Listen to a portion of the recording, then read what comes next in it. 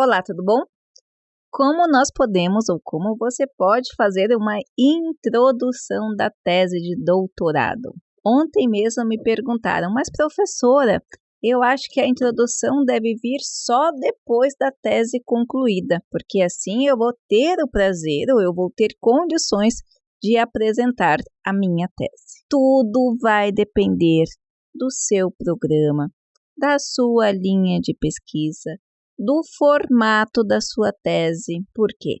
Tradicionalmente, de um ambiente tradicional daquela pesquisa, onde as teses são divididas em introdução, capítulos teóricos, materiais e métodos, resultados e discussões e conclusões. Na introdução, a priori, nós teríamos todos os requisitos que se pedem para um projeto de pesquisa, ou seja, as informações da introdução deverão estar organizadas em contexto, não necessariamente separadas. A maioria da introdução ou a maioria das introduções, elas são em texto corrido, mas em sua composição enquanto texto consta lá o contexto, o objetivo geral e específico, a justificativa, a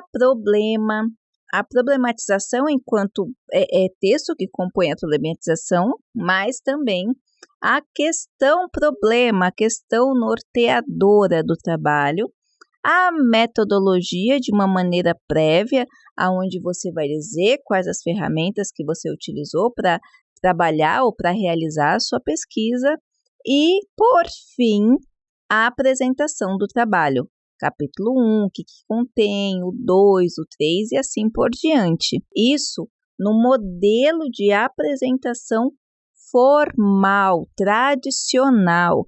Diferentemente, por exemplo, se você está em um programa que não pede isso. Mas, professora, que tipo de programa que não se pede isso? Por exemplo, alguns programas de direito.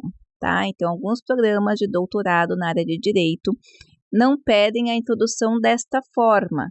Elas pedem, sim, uma introdução, mas depois que todo o escopo do material foi desenvolvido. Outra possibilidade de você ter que elaborar uma tese que não tem essa questão tradicional da introdução, desta apresentação com todas essas informações que já tinham sido contempladas no projeto de pesquisa, é o formato da tese através de artigos científicos publicados. No formato da tese em artigos científicos publicados que eu tenho visto por alguns programas da USP, por alguns programas da Unifesp, por alguns programas que já estão se atualizando dentro desse formato, como que é feito? Coloca-se o capítulo 1 apresentando os 3 materiais, pelo menos 3 materiais,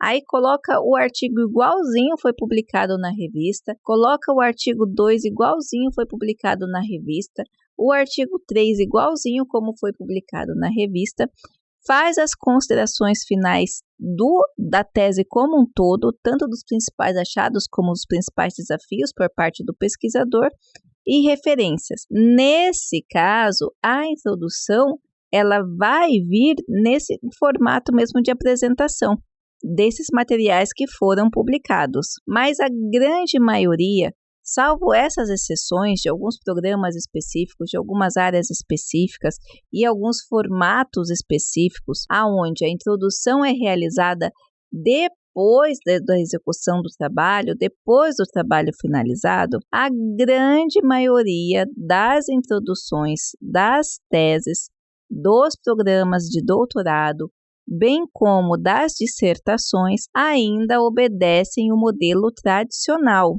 Ou seja, aquele modelo que eu acabei de falar, que traz em seu escopo as informações que já tinham sido tratados anteriormente no projeto de pesquisa. Note ainda que a introdução e a conclusão do material, elas vão conversar de certa forma, porque será na introdução que você vai expor a justificativa, o problema principal, a questão norteadora e os objetivos que você tem para esse trabalho ou teve para o trabalho que foi desenvolvido.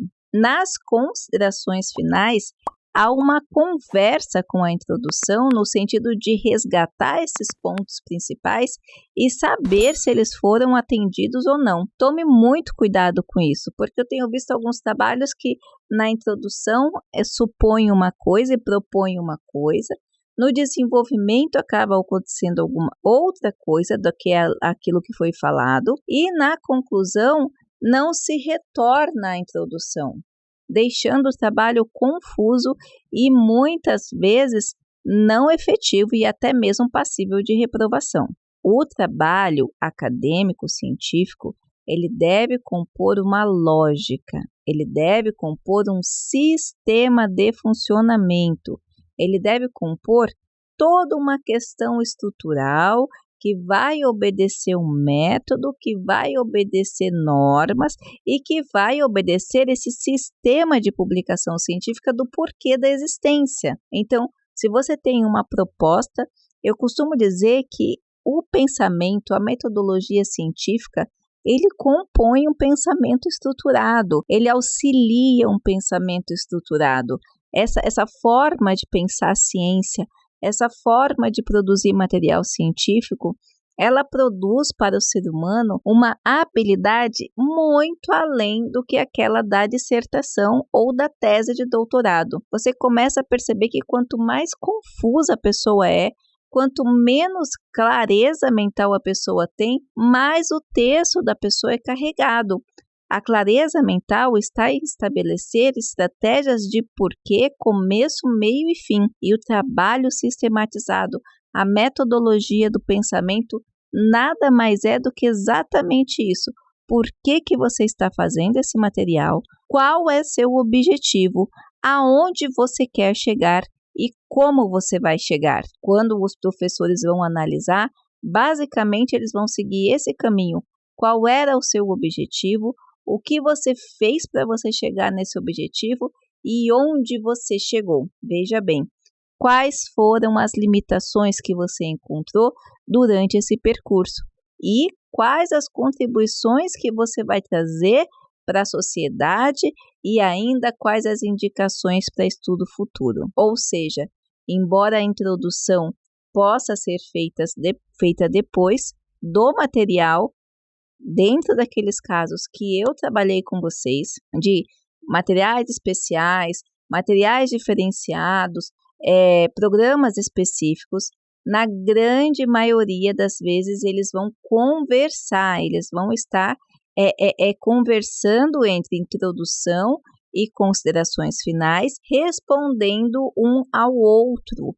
Então, eles vão estar, como a gente chama no mundo acadêmico, amarrados, eles vão estar ligadinhos, eles vão estar respondendo. Muitos pesquisadores, quando eles vão investigar um material para pesquisa, quando eles vão escolher um material como base, eles olham primeiramente o título e o resumo. O resumo também vai trazer esse apanhado geral do trabalho. Mas muitos autores vão direto na introdução e conclusão para saber o que foi proposto detalhadamente e conclusão aonde conseguiu chegar. Infelizmente, os materiais que não obedecem essa lógica trazem para o leitor, trazem para o pesquisador um ambiente muito árido. Por quê? Porque ele não vai entender, porque ele está desconexo. Ele não vai entender se aquela pesquisa, se aquele formato que foi escolhido foi capaz de trazer contribuições,